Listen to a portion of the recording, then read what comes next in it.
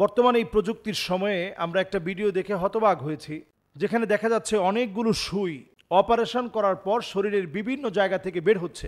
এটি একটি মারাত্মক মর্মান্তিক বিষয়, যেটা আমরা কল্পনার জগতে কল্পনা করলে ভীতসন্ত্রস্ত হতে হয়, যা আমাদের ধমনীর মধ্যে শিরায় শিরায় ভয় ঢুকিয়ে দেয়। আপনি চিন্তা করতে পারেন যে মানুষ কতটা ভয়াবহ, কতটা ভয়ঙ্কর হলে একজন আরেকজনকে ক্ষতি করার কতটা চেষ্টা করলে কালো জাদু এই পরিমাণ একটা জায়গায় পৌঁছাতে পারে।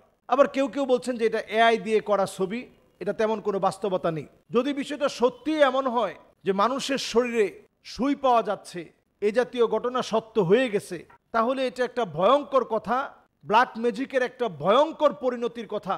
এই জায়গায় আমাদেরকে সতর্ক হওয়া, সতর্ক থাকা অত্যন্ত জরুরি। নবীজি সাল্লাল্লাহু আলাইহি সাল্লাম এই জন্যই বারবার আমাদেরকে সজাগ করেছেন, হাদ্দুস সাহিরি দরবাতুম বিসাইফ, যারা এই জাতীয় কালো জাদু করবে এদের শাস্তি মৃত্যুদণ্ড, খবরদার, এরা কখনো মুসলিম হতে পারে না। নবীজি সাল্লাল্লাহু আলাইহি সাল্লাম অন্য হাদিসের মধ্যে বলছেন, মান আতা কাহিনান আও আররাফান ফাসাদ্দাকাহু বিমা ইয়াকুল ফাকাদ কাফারা বিমা উনজিলা আলা মুহাম্মদ সাল্লাল্লাহু আলাইহি ওয়াসাল্লাম।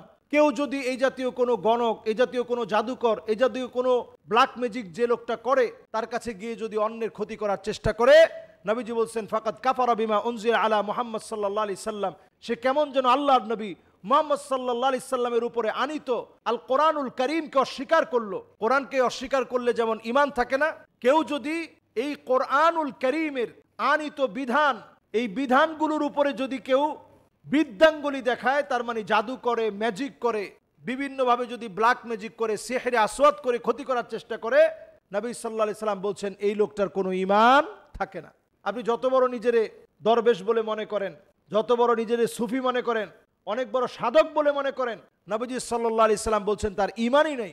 ইদানিং দেখছি যে আসামে একজন, তিনি জিন হাজির করতেছেন, একেবারে কালো একটা দেখবেন পর্দার মতো দিয়ে, চার কোনায় চারজন ধরে দাঁড়িয়ে আছে, মাঝখানে তিনি জিন হাজির করতেছেন। জিনের কাছে যা চাচ্ছে যে একটা ফল এনে দাও, সাথে সাথে ফল এনে দিচ্ছে, মিষ্টি এনে দিচ্ছে। এগুলো সব দেখবেন আপনি ঘেটে দেখেন ভুয়া, অধিকাংশ এগুলো সব ভুয়া। জিনকে আল্লাহ রাব্বুল আলামিন অনেক শক্তি দিয়ে পাঠিয়েছেন, কিন্তু সে মানুষের চাইতে শক্তিশালী না। মানুষকে আল্লাহ তাআলা এর চাইতে শক্তিশালী বানিয়েছেন। আল্লাহ রাব্বুল আলামিন একজন মানুষকে এত শ্রেষ্ঠত্ব দিয়েছেন যে শ্রেষ্ঠত্বের কোনো শেষ নাই। এত শ্রেষ্ঠত্ব আল্লাহ তাআলা মানুষকে দিয়েছেন। জিনদেরকে আল্লাহ তাআলা শরীয়তের মুকাল্লেফ হিসাবে তৈরি করেছেন, মানুষকেও শরীয়তের মুকাল্লেফ হিসাবে তৈরি করেছেন। জিনেরা দুনিয়াতে হায়াত পায় 4000, 5000, 6000 বছর, বালেগ হয় 300 বছরের পরে। অথচ আমরা, আল্লাহ রাব্বুল আলামিন এত শ্রেষ্ঠত্ব দিয়ে পাঠালেন, আমরা হায়াত পাই নবীজি সাল্লাল্লাহু আলাইহি সাল্লামের হাদিস অনুযায়ী বাইনা 60 ওয়া 70।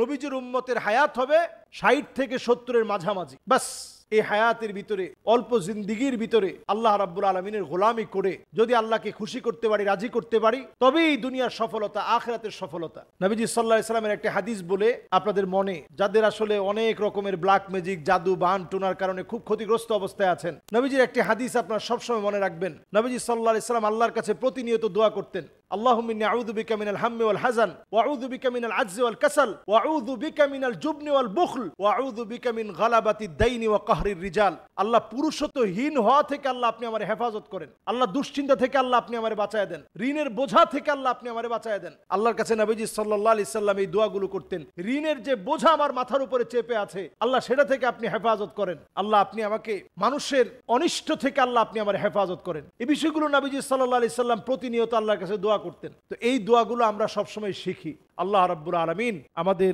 বিভিন্ন রকমের অসুবিধা, এই কালো জাদু, জাদু, বান টুনা, এগুলো থেকে আল্লাহ তাআলা আমাদেরকে হেফাজতে থাকার তৌফিক দান করুক।